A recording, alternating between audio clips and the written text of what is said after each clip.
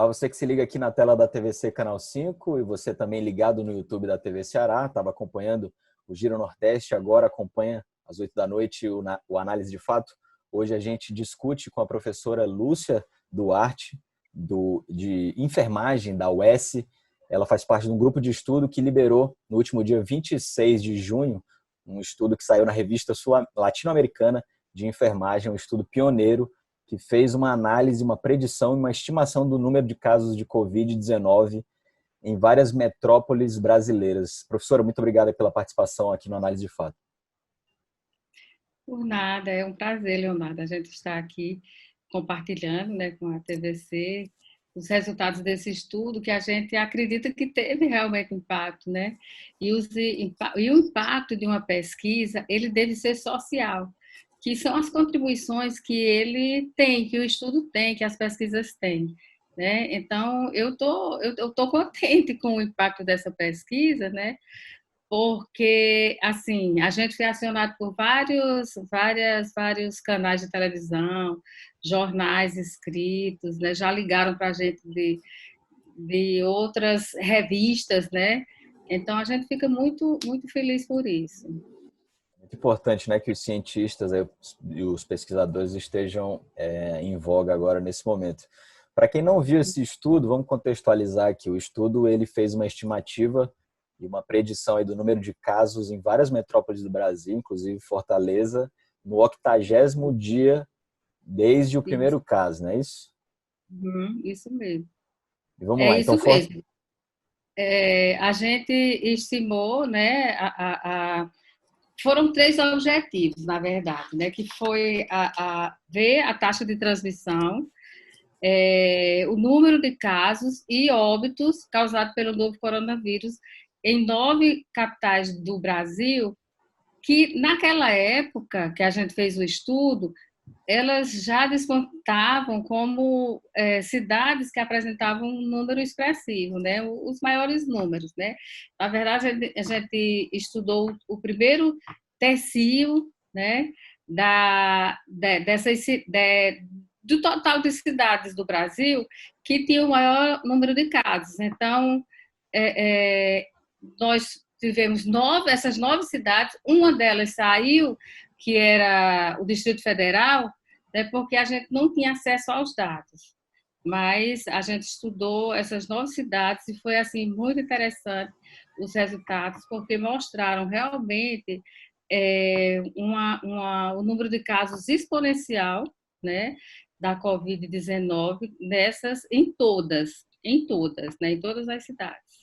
Professora, só para a gente contextualizar então, o estudo tinha previsto que Fortaleza, né, capital cearense, teria no 80º dia, sem as medidas de distanciamento, enfim, isolamento social, teria 400 mil casos e Sim. 4.149 óbitos. Hoje, 120 dias depois, a gente tem 27.905 casos e 2.500 óbitos, né? Vocês realmente chegaram a essa conclusão de que o isolamento, o distanciamento, essas medidas, aí, esse retorno gradual, fizeram com que a gente tivesse aí mais de 1.500 vidas poupadas?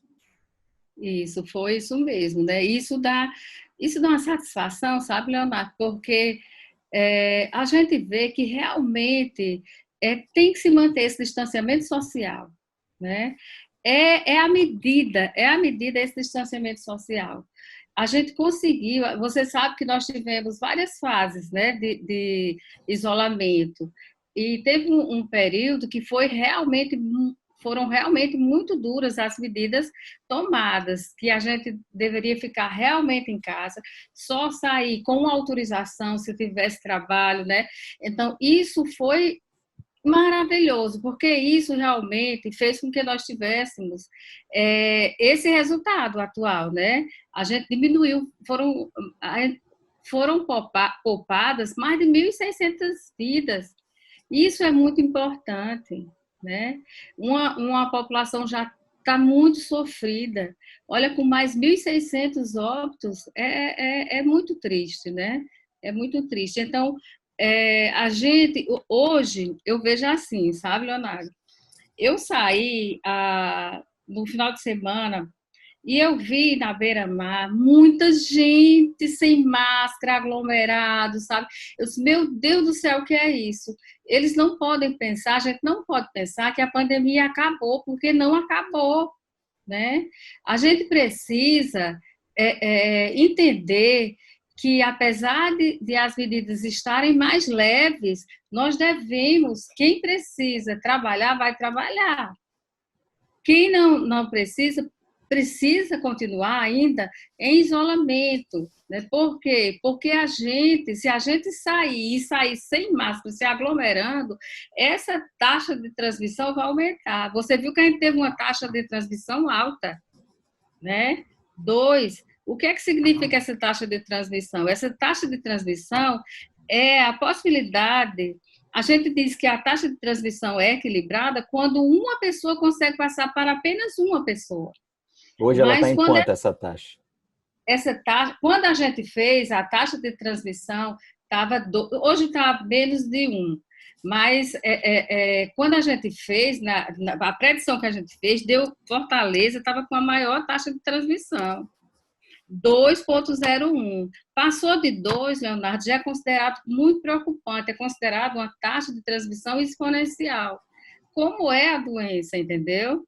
Então, essa taxa de transmissão exponencial preocupa, porque assim, eu passo para 2 pessoas, né? Mas essas 2 pessoas não vão passar só para mais 2, porque quando você olha na frente, você vê que essas 2 passaram para 4, 4 para 16, aí isso vai, por isso que chama exponencial. Mas agora, Né? com essa taxa 0,7, que foi a última que eu vi, a tendência é que essa doença seja controlada aqui na capital, pelo menos? A gente quer que seja controlada. É o que nós estamos lutando para isso, né? Quando diminuíram as medidas de isolamento, o que foi que a gente observou? Aumentou o número de internação. Aí o que é que o grupo, o GT do Estado fez? Apertou novamente. Então, não vamos abrir bares nem restaurantes, né? Para voltar àquilo que estava acontecendo, né? Tem que diminuir. Então, essas medidas, elas são restritivas para diminuir essa taxa de transmissão, né? Então, acredita-se, pois você está vendo que já está 0,7, então diminuiu. Na época que a gente fez, os 80 primeiros dias, era mais de 2. Fortaleza era que tinha a maior taxa de transmissão. Depois de Fortaleza vinha Manaus, né? Então, hoje a gente já diminuiu essa taxa de transmissão, está 0,7. Né? Então, isso é bom, é ótimo, né? Porque isso significa que a gente ouviu, né? E seguiu o que era determinado pelos profissionais, pelos técnicos responsáveis pelo enfrentamento da pandemia, né? Professora, Então, Fortaleza agora ainda é o epicentro da doença no estado, né? Mas hoje a gente tem 38.368 casos, 3.500, cerca de 3.500 óbitos, a letalidade em 9,2%. Na predição que vocês fizeram, no 80º dia, Fortaleza teria 400 mil casos e 4.149 óbitos, que dá uma letalidade aí de pouquinho mais de 1%, né? Por que a gente está tendo essa letalidade tão alta? A gente está testando só os pacientes que já estão nas unidades de saúde com casos avançados? Letalidade, a gente tem que saber o que é taxa de letalidade e taxa de mortalidade. A letalidade é o número de pessoas que vão a óbito dentro do número de infectados, né? Diminuiu muito, porque a gente fez um estudo também que a taxa de letalidade deu 5,6 aqui em Fortaleza, aqui no Ceará, né? Então, isso No Ceará, significa que... 5%, em Fortaleza quase o dobro, 9,2%. Pois é. Então, o que é que isso significa? Dentre os infectados, a gente está testando mais, não está? Então, o que é que significa? Que esse número aumentou, né? E os óbitos, o número de óbitos, dentre esses que foram testados, né, que a gente vai fazer com o número de infectados, diminuiu. Né? Eu acredito, porque ainda é alta, a taxa de letalidade eu acho alta ainda, sabe? porque Se a gente tirar pela predição do estudo, seria 1%. A gente tem uma letalidade em Fortaleza 9 vezes maior. é muito alto, né? É muito alto. Então, a gente precisa também entender que naquela época que nós começamos, hoje está, os profissionais já têm mais experiência, né? A gente já tem um suporte de hospitais, de equipamentos hospitalares, as pessoas já estão treinadas nos hospitais, e isso são pontos favoráveis, né, para que esses óbitos diminuam, né? Mas a gente sabe que a doença, ela desafia todo mundo, porque, primeiro, não tem uma vacina, não tem um tratamento que você diga, se eu tiver Covid, se eu fizer esse tratamento, eu vou ficar bom. Não tem, né? Então, isso é preocupante demais. Então, a gravidade da doença é alta, é muito grande. É uma doença sistêmica, Leonardo, né? Então, o que é que significa? De todo o organismo do ser humano é afetado pela doença, todos os sistemas. Então, isso dificulta muito. Isso é realmente um desafio para os profissionais de saúde de todas as áreas, médico, enfermeiro, todas as áreas da saúde. Professora, mas a senhora não acha que esse baixo número de testes, Fortaleza já fez, segundo o IntegraSUS, 71 mil testes rápidos, o que dá 2.700 por 100 mil habitantes, né? E a OMS recomenda que esse número de testes em relação aos infectados seja de 10 a 30 vezes maior. Fortaleza tem hoje 38 mil casos confirmados, 71 mil testes, quase a metade aí. Tá número 2 vezes menor, né? Para ser 10 a 30 vezes maior, a gente tem poucos testes realizados, né? Como é fazer esse estudo com poucos testes realizados? O grupo não fica um pouco no escuro? Fica assim, porque, na verdade, o Brasil testa pouco. Eu lembro que eu vi uma E olha que o entrevista de Ceará é um dos que mais testa no país, né? E o Ceará é um dos que mais testa. O Brasil deveria testar muito mais.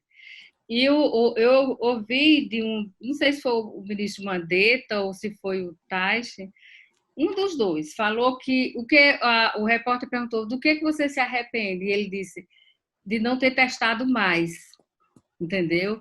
E eu acho que quem é responsável por isso devia pensar um pouco e ver que precisa realmente, para a gente ter números realmente confiáveis, né? Nós precisamos ter mais pessoas testadas, né? A gente só vai saber se testar, né? Se testar. Se a gente não testa, a gente não tem aquele número que realmente que corresponde à realidade, né? Não tem.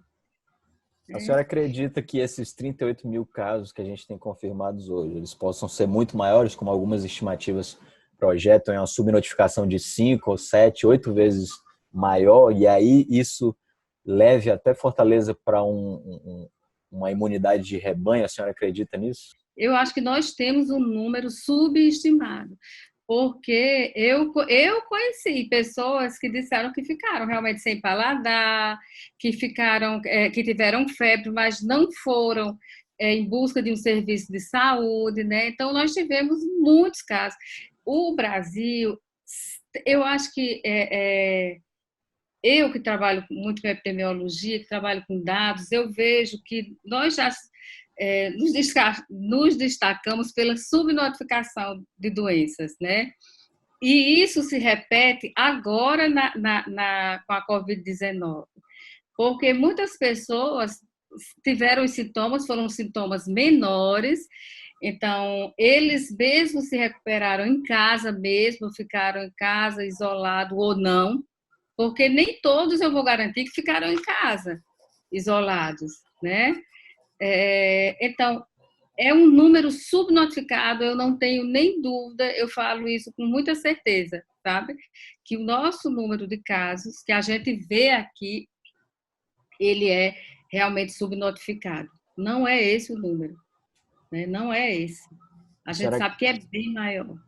E em torno disso tudo, tem as pessoas que vão relaxando no isolamento social, né? A senhora acredita numa segunda onda, juntando essas pessoas que já foram infectadas e acham que estão Eu imunes? acredito, eu não sei, eu não, assim, em relação às que já desenvolver a doença, né, que tem anticorpos, se vão realmente desenvolver novamente a doença, porque a gente só pode dizer isso por meio de pesquisas, né? Isso aí eu não posso afirmar. Mas que há um relaxamento das pessoas em relação à transmissão, que é aquilo que eu falei. Eu acho que há um relaxamento, que houve um relaxamento, na verdade. Houve, assim, sem dúvida, A porque senhora acha precoce esse avanço de Fortaleza para a fase 3 ou os dados nas enfermarias e nas sinceramente, eu UTIs? acho, eu acho. Eu teria deixado mais tempo, sabe? Apertado por mais um tempo. Na verdade, o que eu teria feito era, desde o início, ter feito um lockdown, entendeu? No início, talvez a gente conseguisse um resultado bem mais significante, né? No início, porque se a gente, porque você sabe que a gente faz tudo isso é para evitar que as pessoas adoeçam tudo junto, né? Porque o sistema de saúde não vai aguentar. E nós ainda passamos por dias de muito sofrimento aqui. As UTIs lotadas, né? As unidades hospitalares lotadas. Então, mesmo fazendo isso, a gente ficando em casa não significa que a gente não vai se infectar se não tiver vacina. Chegando a vacina, ótimo, excelente, eu sou muito otimista.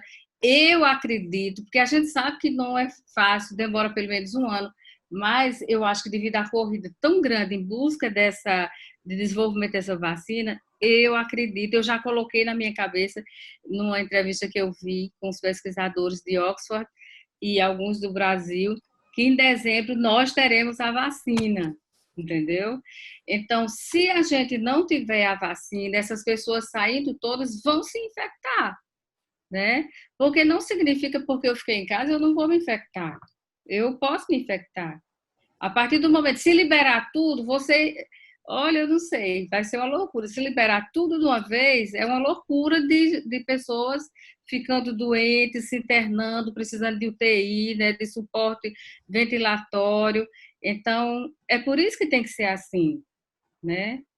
A A gente senhora ficar acha isolado. que a UTI agora de Fortaleza, o segundo IntegraSUS, os números das UTIs aqui de Fortaleza está em torno aí de 62%, né? Um número que já passou de 80% logo no começo, né? E aí com a Chegou a 100%. Teve um dia que estava 100%. Teve um colapso. Eu lembro que eu fiquei assustada quando eu vi, entendeu? Aqui em Fortaleza, e aí a né? gente vê agora Sertão Central, Litoral Leste e Jaguari, mais de 80%. A senhora acha que Fortaleza já passou o pior? Ainda tem essa Eu chance acho da... que já. Eu acho que já. Na minha avaliação, acho que nós já passamos pelo pior. Mas para que a gente se mantenha assim, com uma certa tranquilidade, a gente precisa manter o isolamento que ainda é necessário, não sair de casa sem máscara. Eu achei ótimo essa multa, que agora as pessoas serão multadas, né? Os transportes coletivos precisam ter medidas de higienização, né? É, as escolas, eu acho que a última coisa que tinha que abrir são as escolas, as escolas e as universidades que já estão querendo. Eu estou tão preocupada, eu participei do protocolo, da realização do protocolo de retorno para a universidade. Mas você acredita que eu fico tão temerosa? Eu fico, porque a partir do momento que a gente coloca aquelas pessoas dentro de uma sala de aula, aqueles alunos, eu acho que a gente está se responsabilizando pelo risco. Claro que só vão voltar se tiver condições, com álcool gel disponível, com torneiras funcionando, com sabão líquido, né? Com sinalização vertical e horizontal nas universidades, né? Para que essas pessoas estejam realmente orientadas e seguindo essas normas, porque se não for assim, eu acho muito temeroso, sabe? Eu temo demais por isso, e eu me preocupo demais. O que me deixou tranquila em relação ao retorno, a gente vai ter que retornar um dia. Eu, por mim, só retornaria depois que saísse a vacina, entendeu? Porque aí eu sim me sentiria segura. Mas enquanto não sair a vacina, eu acho que nós não temos essa segurança. Porque você sabe que as máscaras, as pessoas estão de máscara, de repente a máscara está embaixo do queixo, está pendurada só de uma orelha a máscara, né? As pessoas começam a se tocar. Então, eu me preocupo, porque eu não sei até que ponto as pessoas, esses alunos, os profissionais das escolas e universidades, claro que vão se policiar para isso, mas tu sabes que a gente 100%, fazer 100% daquilo que deve ser é muito difícil.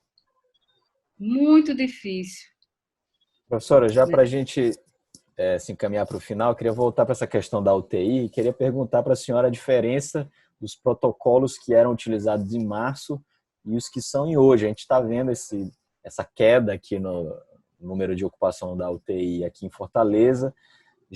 Os profissionais conseguiram já diminuir esse tempo de permanência na UTI. Eu lembro de ter conversado com uma médica logo no início e ela falava que ia para a UTI, ia entubado e praticamente já era decretado ali o óbito.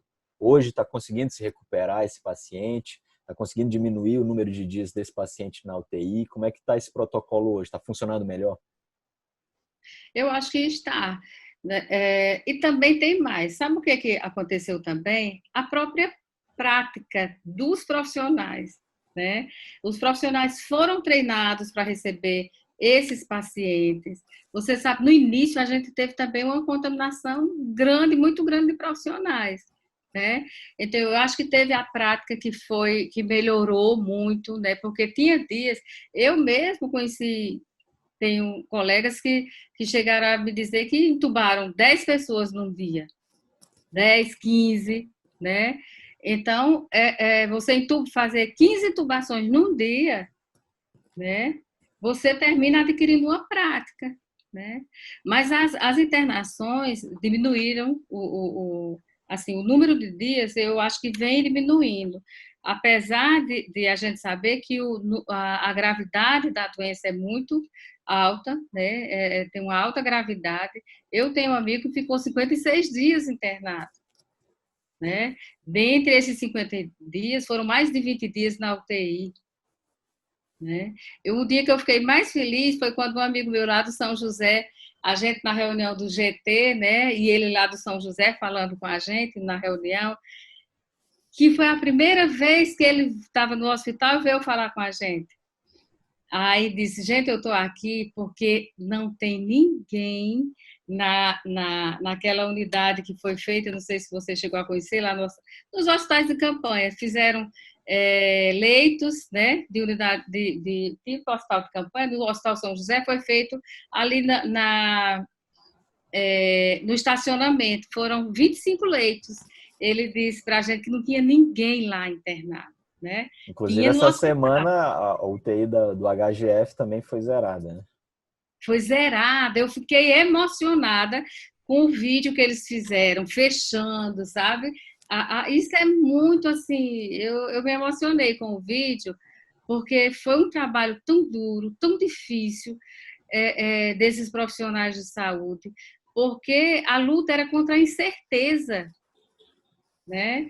Uma doença nova para todo mundo, sem um tratamento específico, né? Você tendo que fazer tudo que você sabia, né? Como médico, como enfermeiro, para ver se você trazia aquele ser humano de volta à vida, né? Então eu me emocionei. Lá no Hospital São José estava, hoje eu não sei, que eu ainda não falei com ninguém de lá, mas não tinha mais ninguém lá nessa unidade dos 25 leitos, o HGF fechou, a Unimed também diminuiu muito, né, o número de pessoas internadas por Covid. Então, eu vejo, assim, um progresso, eu vejo que a gente está mais tranquilo, realmente está. E essas medidas de isolamento foram muito importantes, né? E também, eu acho que é a garra desses profissionais, sabe? Que eles arregaçaram as mangas e nós não vamos baixar a cabeça. Nós vamos enfrentar essa pandemia de cabeça erguidas e vamos fazer o melhor para essas pessoas que estão contaminadas. É uma doença difícil? É, mas nós temos muito a fazer por essas pessoas. Professora, só para a gente encerrar de verdade agora, eu queria saber se o grupo de trabalho aí já tem algum novo estudo aí para fazer.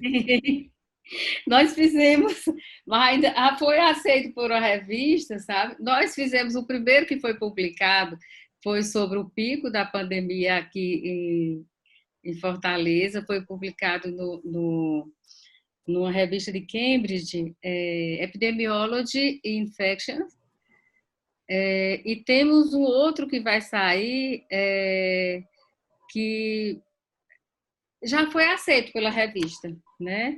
Então, a gente está só aguardando a publicação do trabalho. Também é tudo nessa linha epidemiológica, sabe? Mas é mais na questão dos números ou na questão técnica, digamos assim, na questão médica, aliás? Não. Mas nós também temos, assim, estudos que estão iniciando, né? Voltados mais para trabalhar com o paciente, né? Porque nós temos tantas incertezas, sabe, Leonardo? Eu tenho observado, por exemplo, o avô da minha cunhada, 92 anos, se eu não me engano, ele faleceu. Ele teve Covid primeiro, estava com 15 dias ótimo, recuperado, com 92 anos. De repente, ele teve um AVC. Morreu desse AVC. E a Já são gente aí está consequências aí a gente tá achando que é isso, entendeu? Que ainda é consequência da o Covid, Covid pode né? causar coagulação do sangue, né? Pois é. Então, tem muita coisa para ser estudada, sabe? Essas sequelas que os pacientes ficam, sequelas pulmonares, né? Que são terríveis, as sequelas pulmonares. Então, tem muita coisa para ser estudada, tem muita coisa para a gente conhecer, na verdade, dessa doença, do paciente que tem, né, que teve a doença. E esses pacientes, eles precisam ser acompanhados. Eu Professora, acho que pode... precisam ser acompanhados depois. Professora, muito obrigado aí pela entrevista e bom trabalho para vocês no grupo de estudo, que esses números acabam ajudando demais aqui a gente ter uma ideia melhor do que é o coronavírus aqui em Fortaleza e também no Ceará. Eu que agradeço, Leonardo. Eu fico tão feliz por isso, apesar de, como eu lhe falei, apesar de ser filha de político, não tenho traquejo nenhum com câmera, com entrevista, essas coisas não tenho. Então, mas para mim, a satisfação minha é poder contribuir socialmente, entendeu? Através dessas pesquisas que a gente desenvolve. É isso aí. A gente volta na próxima quinta-feira aqui no Análise de Fato, logo depois do Giro Nordeste, que começa às 7 da noite. Análise de Fato seguido às 8 horas da noite e também na tela do YouTube da TV Ceará. Até lá.